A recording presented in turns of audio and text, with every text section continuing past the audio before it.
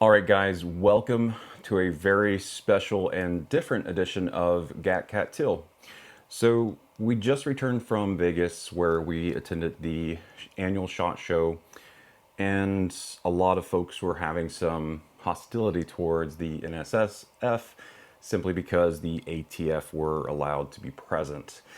Now, whether or not you support or agree with the ATF or Gov in general, we all have our own concerns about what's happening in our nation at this moment with the rules, the regulations, the gross oversteps, and everything that comes with these governing agencies taking away a little bit more of your freedoms. We've experienced it here because we were primarily an FRT channel where we focused on forced reset triggers, and these triggers brought us a lot of fun, subscribers, views, and I appreciate each and every one of you who stuck with me and got me to where we are today, which is able to cover more intense topics like the pistol brace ban and my direct interview with the ATF. So let's kind of just hop onto it. Now, I have no idea how long this is going to be. I just kind of threw together a small studio away from everything to sit down and talk and be able to have this discussion with you guys and kind of let you know what the ATF told me. Now, let me preface to say this information is not the final information that is out there. You're going to hear from a lot of different organizations. A lot of different gun companies are going to be encouraging you to donate to these and that organizations and prepare for this and that fight. But in the grand scheme of things, guys, you have to look out for yourself. And in that, you need to be armed. And you need to be armed with the knowledge of what is out there and what it can do to you if you don't comply, or how you can comply without stepping over a line that you're not willing to cross. It kind of feels like we're going back to COVID times, and you've got the decision to make whether you get vaccinated or you don't, whether you social distance or you don't. It's your right as an American and a free person. But what we want to look at today is the gross overstep of the brace ban, but kind of talk about what questions I still had once I read through the 292-page document, I believe it's 6-page FAQ, and they've got a PowerPoint presentation as well. So I'll have links to all of these things in the description. So if you're interested in reading and you're interested in keyword searching some of this stuff, feel free, go right ahead. And yes, I have registered my brace. I know. Now, this was a gun that I had planned on SBRing anyway at some point. I just hadn't gotten around to it. And I took it as an opportunity to save some money and find out what exactly they're requesting information-wise to see how we should proceed as a general public and what exactly they're making us agree to accept this amnesty and this exemption from the tax, or as they call it in some forms, the forbearance. And that's an important term. So without any further ado, I know this intro is quite long. We're going to go ahead and start. I have the questions that I read as I read them to the ATF, and I have a little bit of information as far as what their answers were from recollection. Now, because I was unable to record in any form or fashion, I could not video, I could not do audio, and they were kind of getting uncomfortable with me trying to write on my phone what was being discussed. So we just let the conversation happen, and these are the questions that we brought. So the first question was around what incident or learning or use case prompted eForms to include a folder to file revoked stamps. Now, back in December, there was a update to the eForms system that produced a lot of folders, one of which was revoked. Now, having been someone from the Form 1 community previously, working with the suppressors that we filed under Form 1 to make ourselves, we were all too familiar with some of the gross overstep that happened there whenever they started cracking down on solvent traps that they had once said were okay. It still breaks my heart to think about the diversified machinery guy who, was just doing his thing. He was doing a service, but he did cross a few boundaries and he was being prosecuted very heavily. And unfortunately for him, he decided to take his own life instead of facing whatever was coming his way from the jury or from the federal government. So It's kind of a sensitive subject, but what one of the things that we speculated was, and before I go any further, anytime I'm going to do some speculation, we're going to go ahead and put our tinfoil hat on. Because if I'm speculating, this is no more than me speaking to you about my own personal thoughts on this. When I come to facts and figures, I'll make sure this hat isn't on and we'll talk about these things very clearly. But it was speculated that potentially those who had registered a Form 1 file and used a solvent trap, and the ATF came back and said it was actually a Form 4 because it was considered suppressor parts, that would be for those guys who potentially are going to have their cans revoked because they did threaten if you use a diversified machinery, you need to contact your ATF local agency and they would revoke or remove your Form 1 approval simply because it was already a Form 4 part, which we do not agree with, right? The second speculation was this revoked folder is going to be a placeholder for when the brace ban gets overturned. This is a big speculation, so just bear in mind this is just looking ahead, a foreshadowing of what could come. But if the ATF was unsuccessful in this brace ban rule and they get this to the 120-day mark where everyone had filed their forms and they were approving maybe 1,000 stamps a day with their new system, that's not going to happen, but we'll get to that later. But in this world where they had issued thousands and thousands of stamps and they had all this information on file, it was speculated that if there was an overturn on that ruling, perhaps the amnesty would be no longer valid, or the exemption rather. The exemption would be no longer valid and we might see an overturn of those stamps, aka they would have been revoked.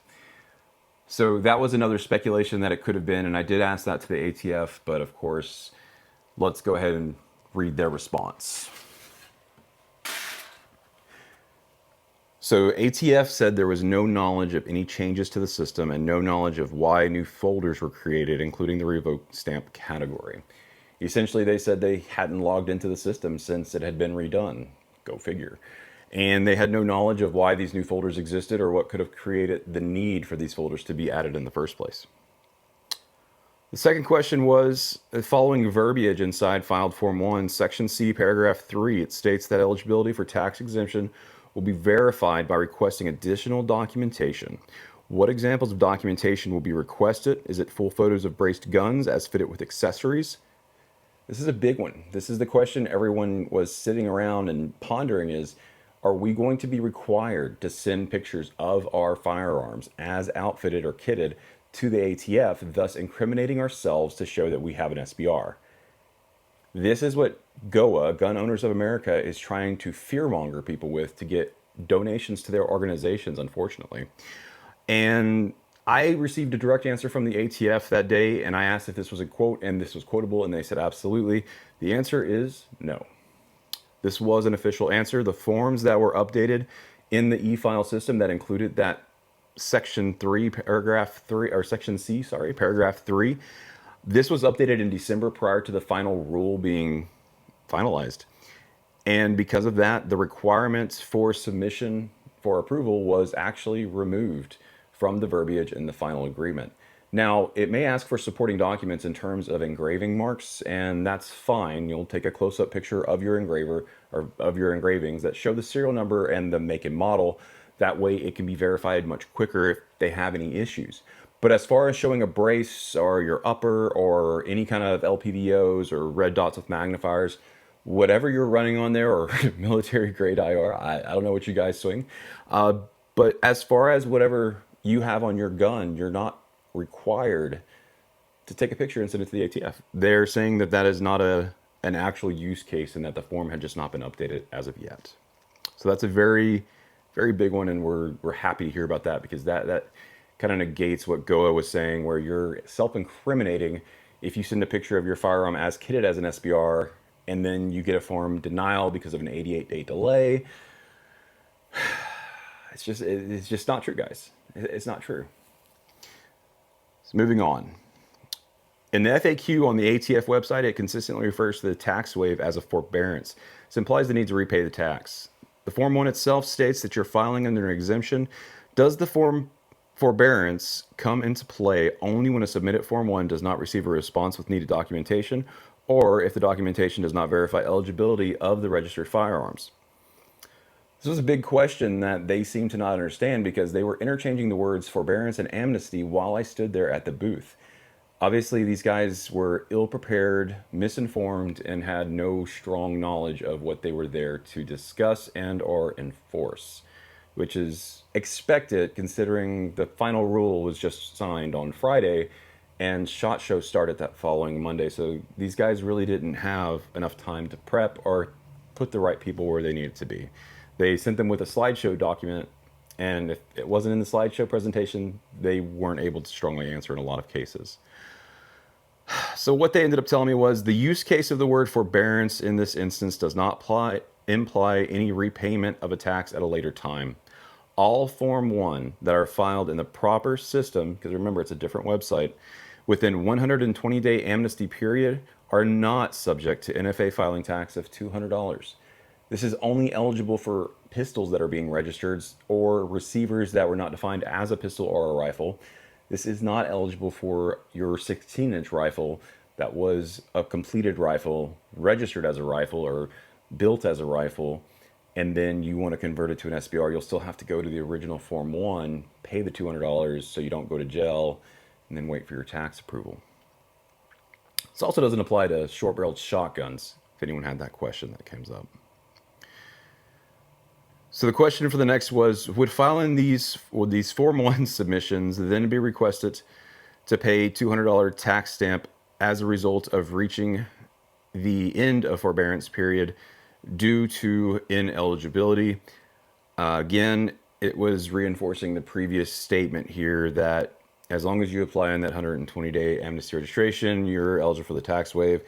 And anyone who delays or goes outside the amnesty registration period, you're now subject to the $200 maker's tax, and that will be collected at the time of filing your Form 1 on the regular site. The site that does the little click box 3 for the exemption is only going to be live for 120 days past publication date. So that is something you really need to keep in mind. Next question. A Reddit user did the math on the approval timelines for the average Form 1 and found it to be approximately 30 days. Based on the number of submitted Form 1s in that time period, they then were able to extrapolate these numbers across the estimated 50 million braced guns, 40 million depending on who you ask, that could be registered in the US, and learned that this process could take or would take 80 years to complete. How does the ATF plan to handle this large influx of filings to see approval times are managed, including the filing systems, right? So their answer to this was pretty straightforward. They didn't really punch around too much. ATF has done everything in order to prepare the e-file or the e-form system for the influx of new registration. This includes the new website that we're using for filing that hopes to streamline traffic and not interfere with current e-file, e-form processes. The 84,000 IRS agents, remember we had this speculation, hired recently were not in any way connected to the ATF. Okay, they are not being used as resources. Dedicated resources are being used for the Form 1 amnesty, Form 1 standard, Form 4 e-file or e-forms. Wait times are not anticipated to be impacted as the resources are not currently being combined. Current e-form times updated by the ATF are sitting at 12 months if you file an e-file or e-form 4.4. For all filings that started at the beginning of this year, including current time. The ATF did not receive any information or briefing on the amount of braces that are currently in circulation, although documents that they received did suggest it was merely 1 to 2 million, which we've confirmed that because if you throw numbers like 40 to 50 million out there, you have to start wondering why common use doesn't take over and they just have no ground to stand on, including common use for what they're now defining as an SBR. So if SBRs have become common use, then why are we being taxed for it? The next question was, since the ATF has declared that anyone with a braced firearm that meets the criteria defining as a rifle, as written in clarifying statements, now possess an SBR and are given amnesty for 120 days to register after the rule has been published, and once registered are considered legal as long as they maintain proof of registration and eligibility. Remember, you need to maintain your eligibility. Don't get busted for a felony. Don't get a domestic violence. Don't check yourself into the loony bin. You have to make sure your record stays clean during that check process, because that's where another factor comes in from the GOA argument, that if you register your Form 1 saying you have a SBR under this amnesty period, once the amnesty period is over and your form potentially gets denied, you could be in trouble, because now your record's going to indicate ineligibility for that item and you could get a door knock. That's a real concern, but you need to make sure you maintain your eligibility. If you don't, take the pistol brace off and you're A-okay, right? Moving on. Does this give the end user the ability to modify their firearm however they please with a different stock? Notice I say different stock, not a stock, because remember, ATF currently classifies this guy and this guy as the same thing, which is why we're in this whole situation. Stabilizing braces are just being redefined as a stock. They're not illegal. You can still buy them. You can still sell them, trade them. They don't regulate accessories. That's what they're telling everybody. But bear in mind, it is a stock.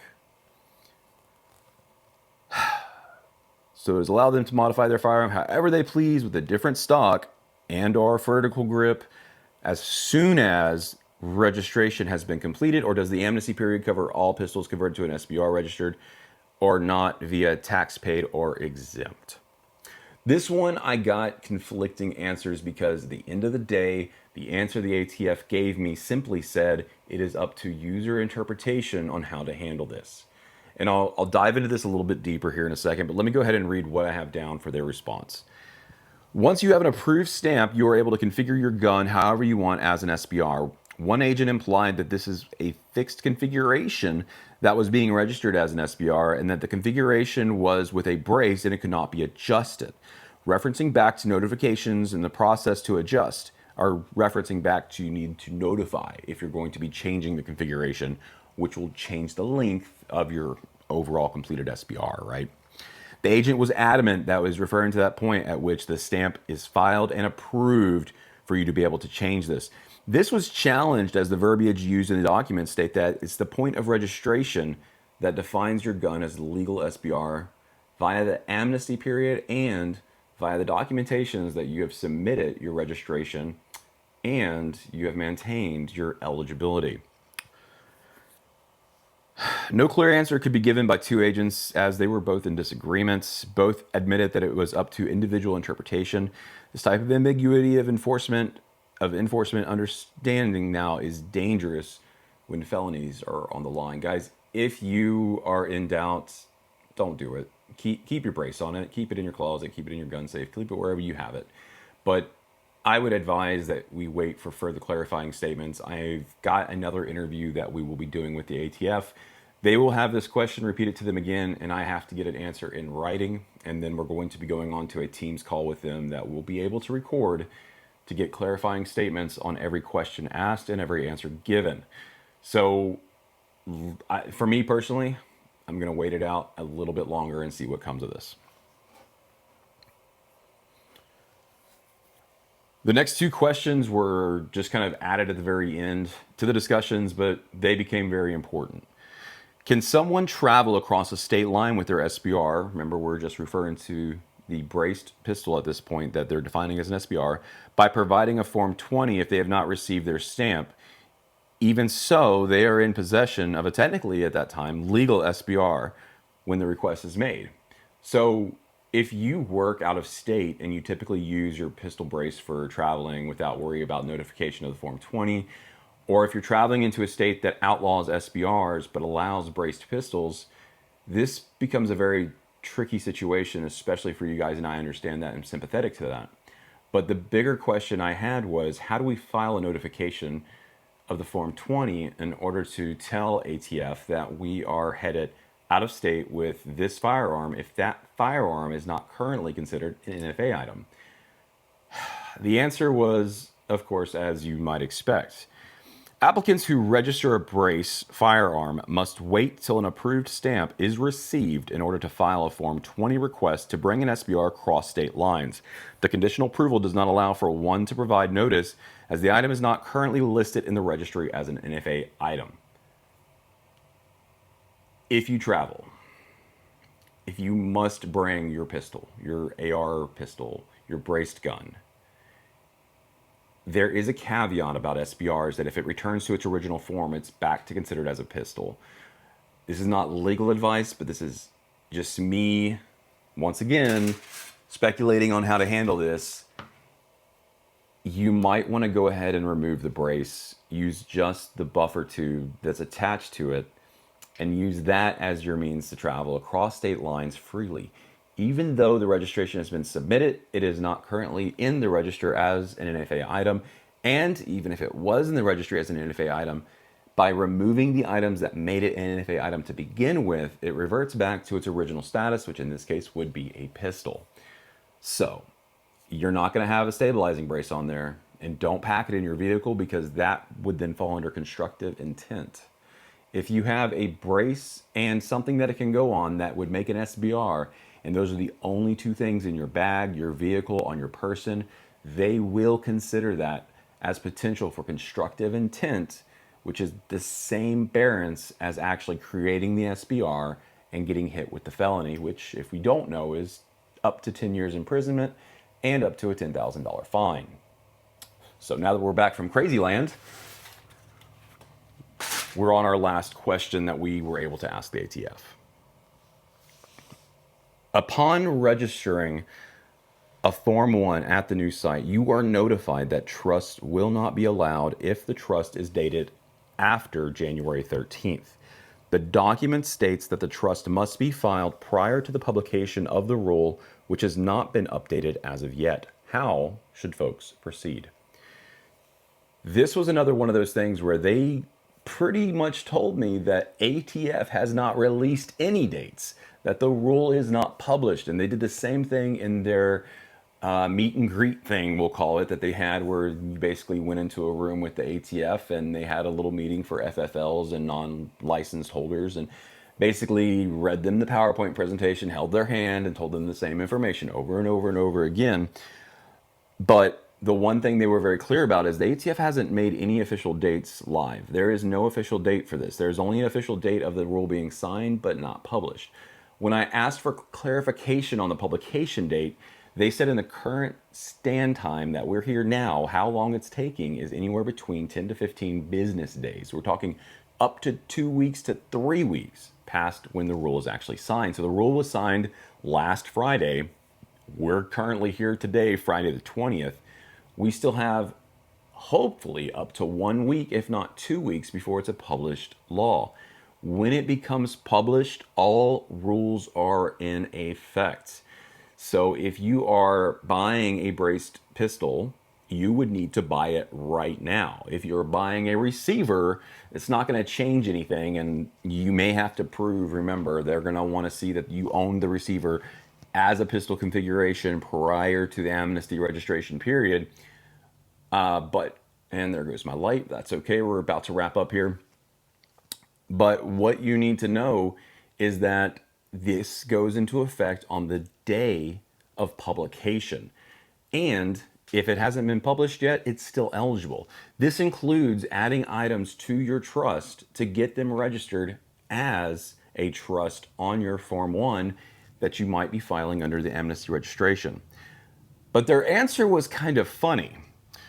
Their answer: why would anyone have a non-NFA item already in a trust? It's kind of weird. So why does this matter? Literally what the lady told me. The ruling is the trust must exist with the firearm prior to publication. No knowledge of any hard dates that were put inside of the system of e-forms. This is not a true rule. The e-forms will make you consent that this item existed in a trust prior to January 13th, but what the ATF essentially said was, as long as your dated trust ad for that particular firearm was prior to the publication date of the rule, which could be anywhere between now and, we'll say, February 3rd. If that is the case, you are eligible to file under your trust and get approval via the amnesty registration.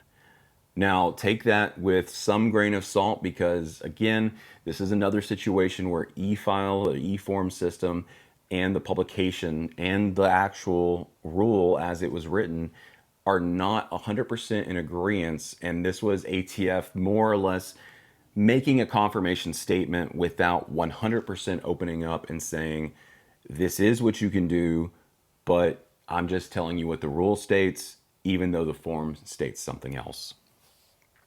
So guys, that is all the questions that I was able to ask the ATF when I did my face-to-face interview with them at SHOT Show.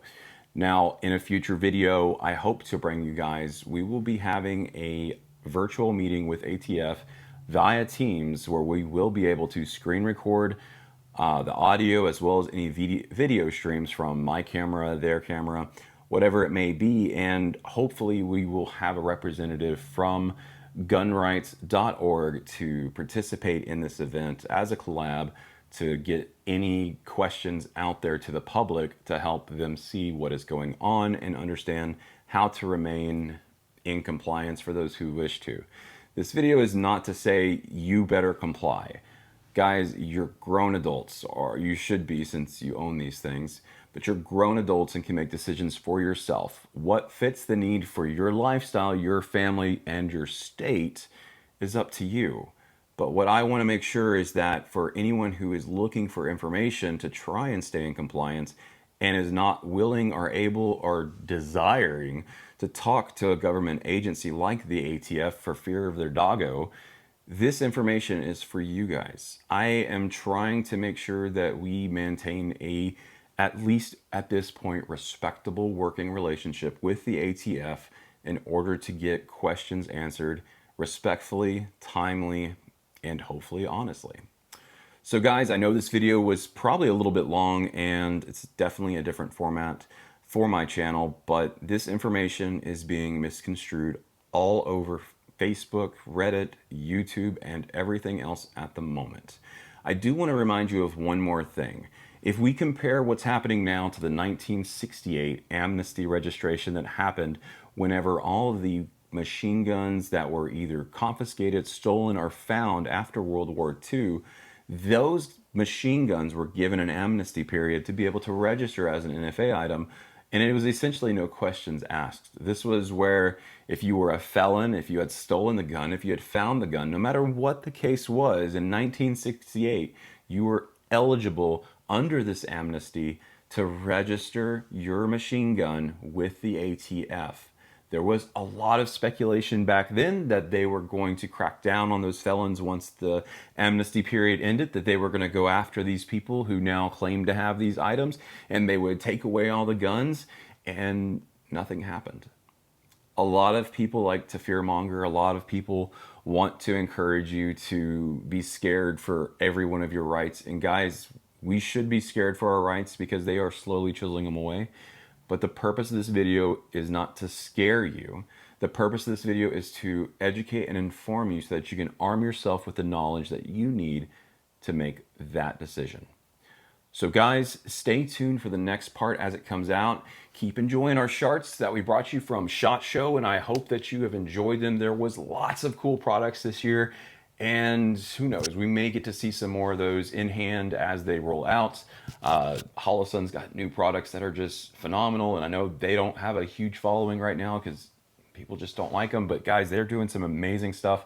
So be sure to check them out. Follow for more information, subscribe so you can get that, and hit the notification icon. Let's continue to help this small channel grow and get information to the public. Let's hope that the bump stock overturn in the Fifth Courts is going to help us with the FRT cases coming forward, so maybe some more on that. But guys, that's all I got for you. Leave questions in the comments, especially now before I send my question list to the ATF. If you have any clarifying needs that you want to know, I will do my best to represent and try and get these answers. Until then, stick around for more information, and we'll see you soon. Done. Oh.